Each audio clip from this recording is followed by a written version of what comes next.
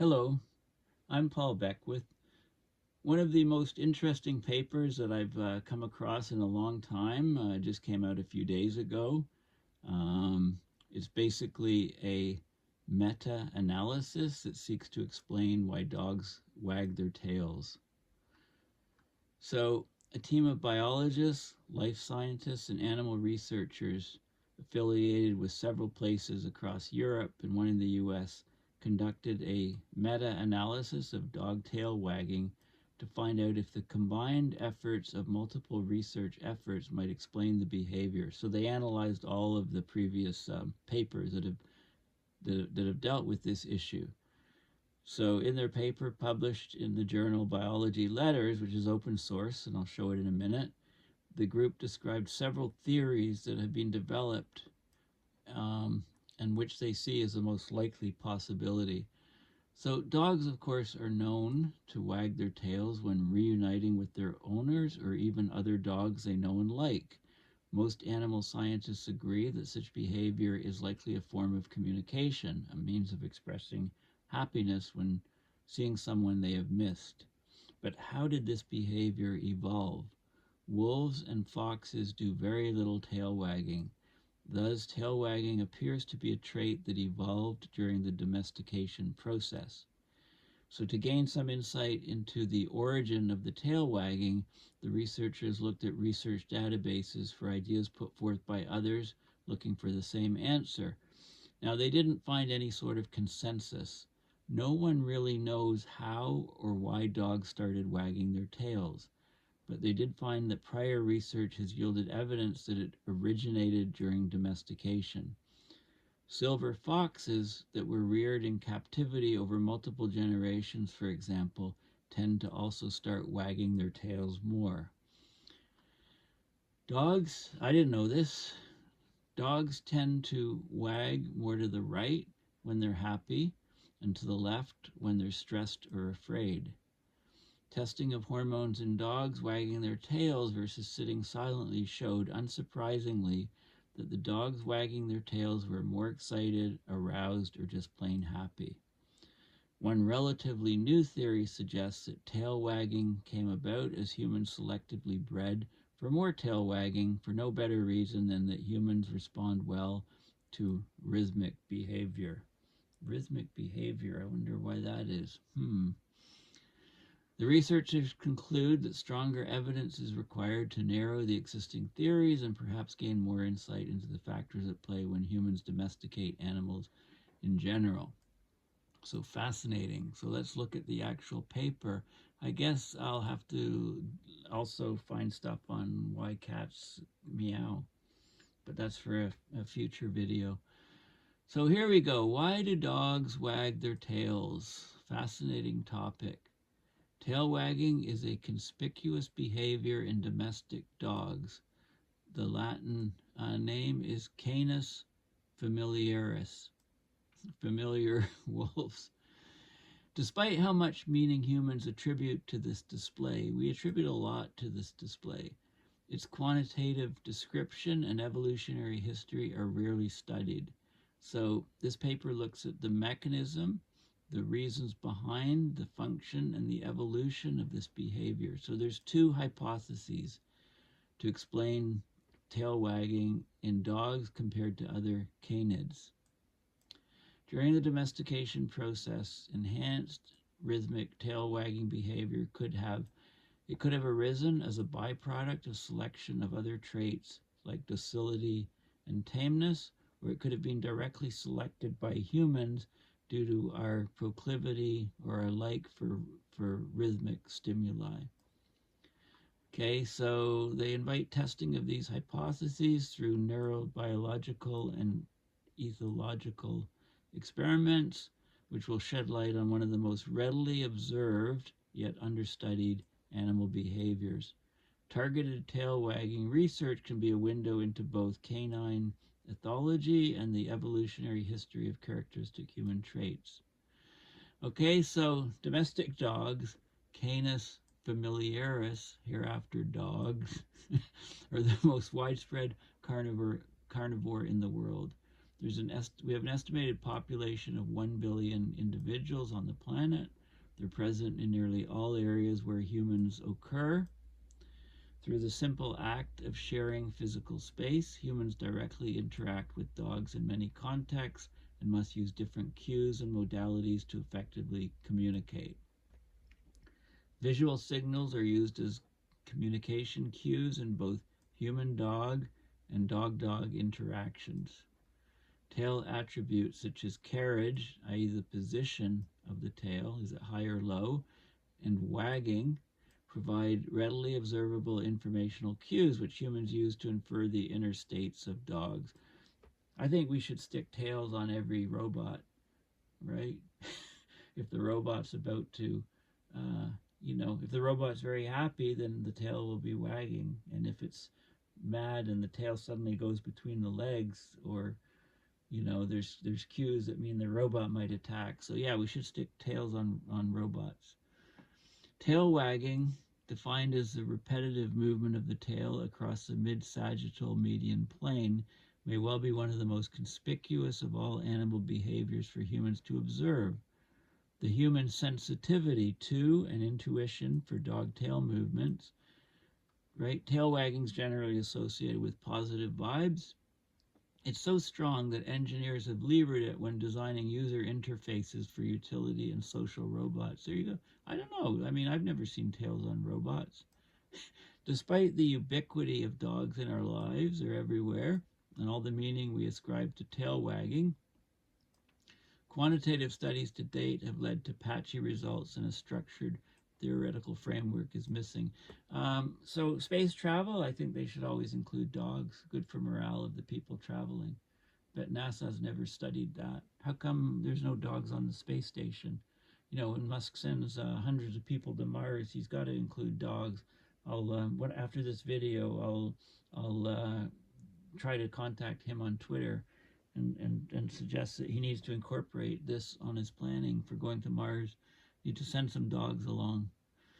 We summarize existing literature on dog tail wagging by considering the mechanistic, the ontogenetic, the functional, and the evolutionary aspects of this behavior. We tackle the question of why dogs wag their tails more frequently and in more contexts than other closely related canids such as wolves, right? And we don't know a lot about it. So there's 4 main questions. Tinbergen's 4 questions. Why do dogs wag their tails? How does it work mechanistically? How does it develop? What is it for? How did it evolve? That looks like 5 questions, but anyway. The mechanism. So dog tails are an extension of the spine, but little is known about how tail movements are neurophysiologically controlled. The cerebellum is likely involved, and it goes into some of the details of the brain. This is interesting. Wagging is an asymmetric behavior. Dogs show a side bias depending on the stimuli they encounter.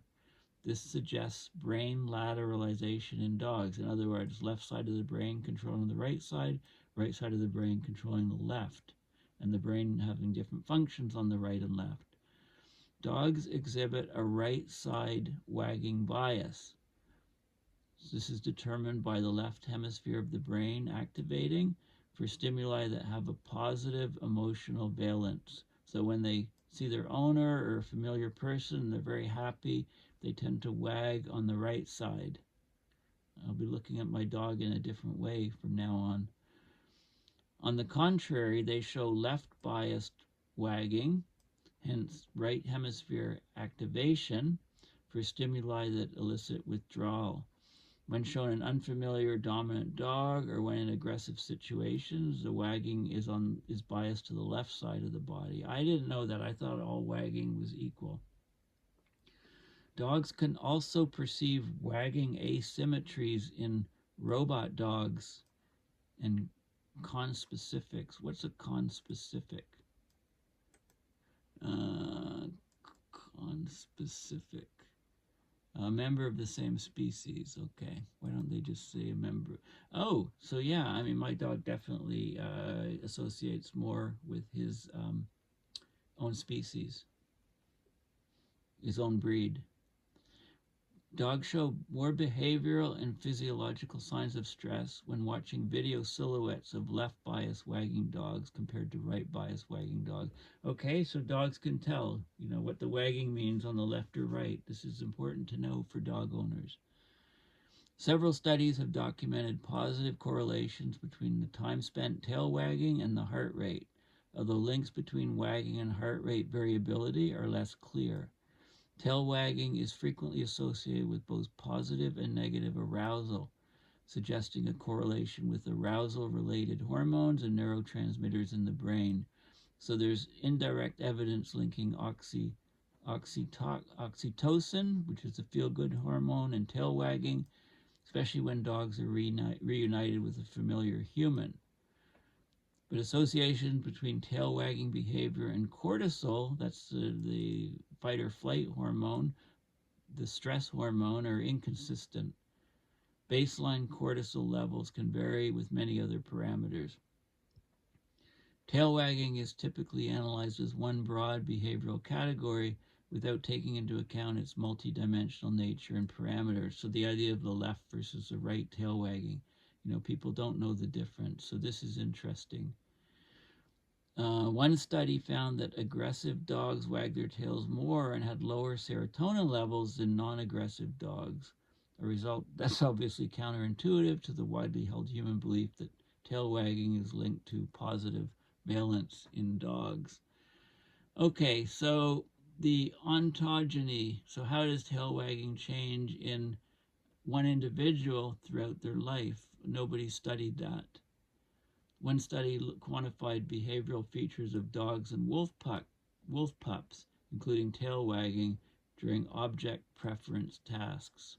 Pups of both species were hand-raised and then tested on their preference for their human care versus other stimuli at 3, 4, and 5 weeks of age. So 4 to 5-week-old dog pups frequently started to wag their tails and began displaying preferences for the carer. Wolf pups almost never wag their tails. Okay, so this is the domestication idea.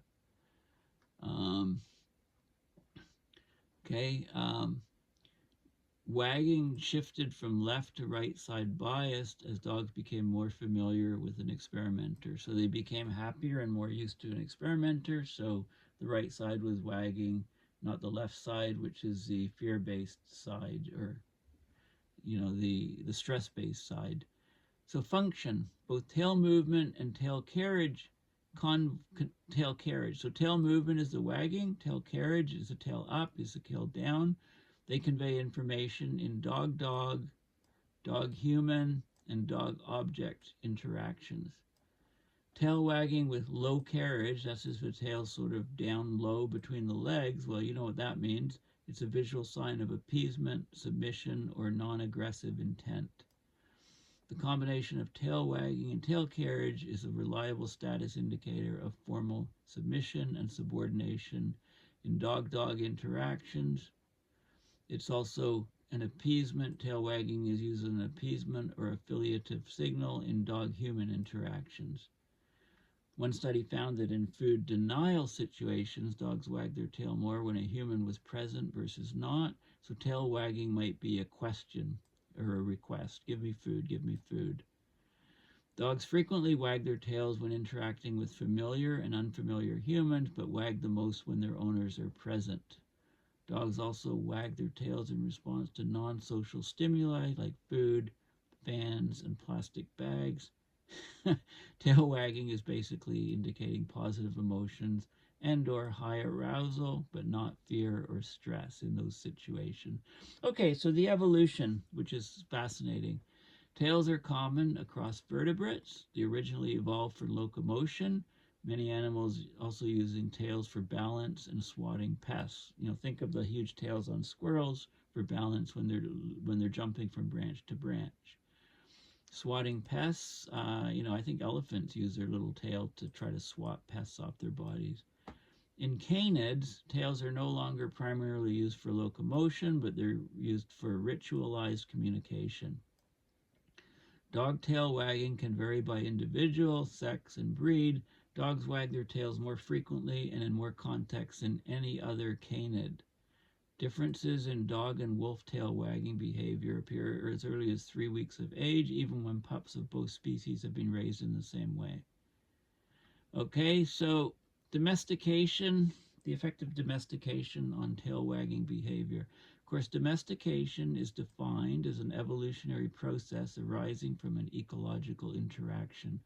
One species actively manages the survival and reproduction of another, which ensures resources and services to the former. It's a long process. It leads to a range of physiological, morphological, and behavioral changes. Okay, so this is really interesting. Dog domestication probably began during the Upper Paleolithic period, about 35,000 years before present.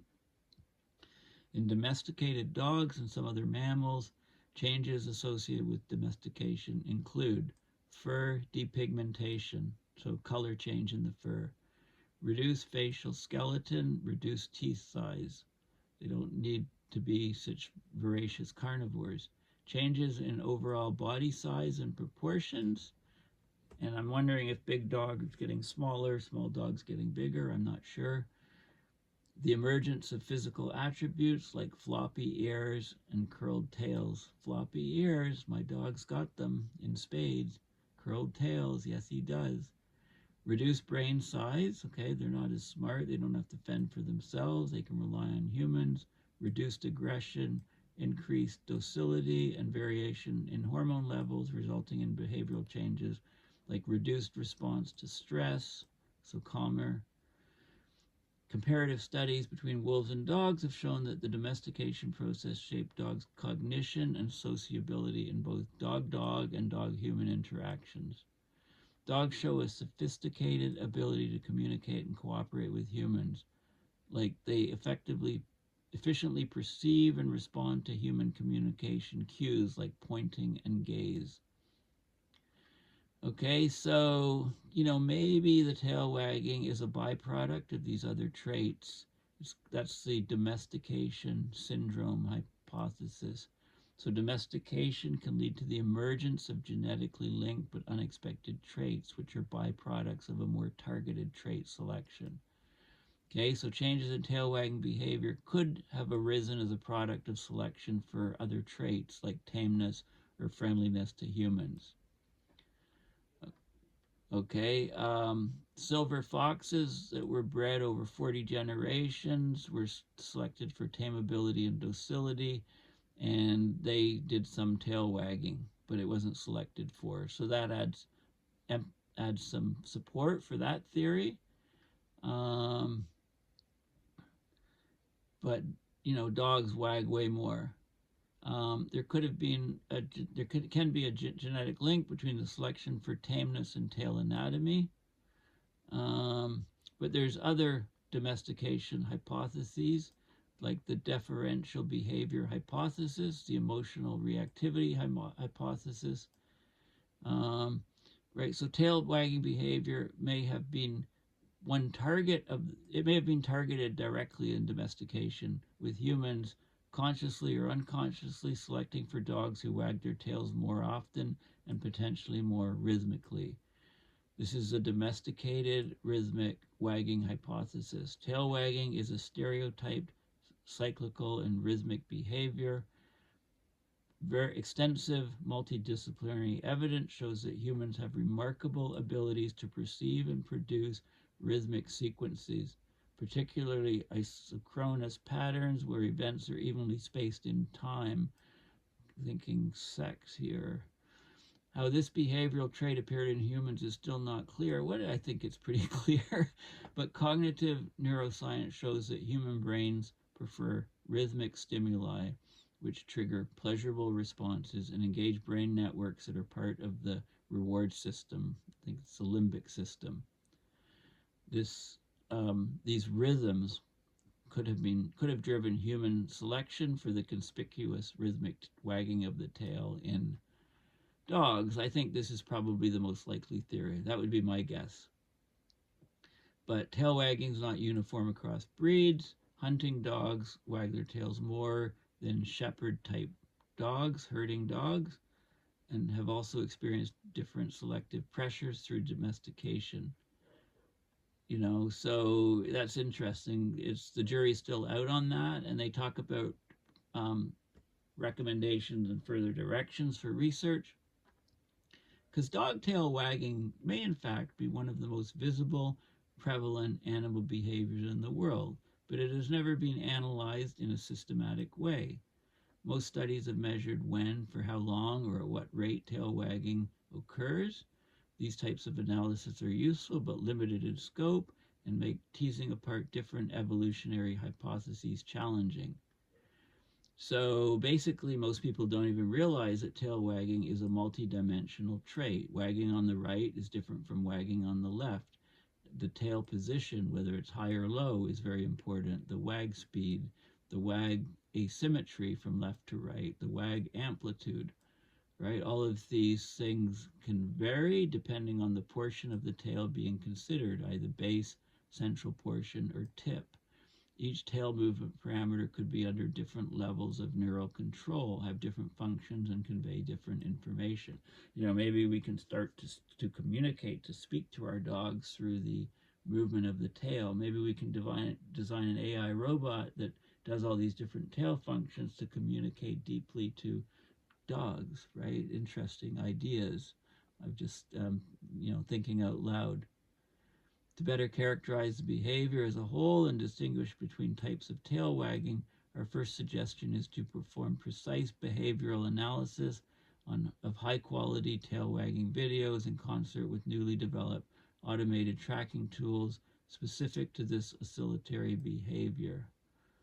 Okay, that could be done on dogs exposed to different stimuli, social versus non-social, positive, negative, neutral valence, along with physiological measurements, heart rate variability, cortisol levels, oxytocin, serotonin, testosterone in dogs, and relate that to the tail wagging. Computer vision, I mean, dogs are one of the few animals, apart from humans, for which both non-invasive electrophysiology, like EEGs, have been hooked up to dogs, and neuroimaging, like functional MRI. Dogs have gone into these machines to scan their brains. So these sort of things could be used as the dog is tail wagging. All kinds of interesting ideas. And there's a chart here sideways, so I won't read it. But it's got all different ideas for further research. So the conclusion: dog tail wagging is a conspicuous yet scientifically elusive behavior. Its uniqueness, complexity, and ubiquity have the potential to be associated with multiple functions, but its mechanisms and ontogeny are still poorly understood, or ontogeny.